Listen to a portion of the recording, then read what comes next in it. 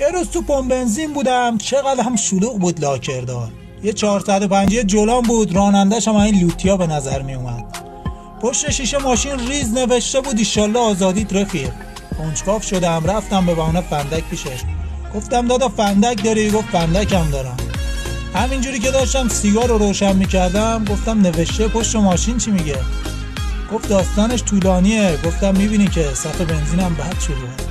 تعریف کرد، گفتش من راننده شوتی ام. یه روز بار مشروط داشتیم تا خرخره هم پر بود ماشین. گشت پیچید بهمون، دور زدیم اتوبانو داشتیم خلاف میرفتیم. پلیسا ولکن ماجرا نبودن. رفیقم هم با یه پارس مشکی خیلی ملو داشت پشتم میومد. میدونست که منو بگیرن دیگه در اومدنم با خداست. خودشو اسیر کرد تا من بتونم فرار کنم.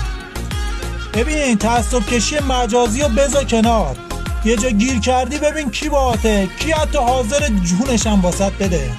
رفیق خوب تبلیغ نمیخواد. تو هم اگه حس میکنی داری این رفیقا بفرست واسش. کوچیک همتون آرکانم.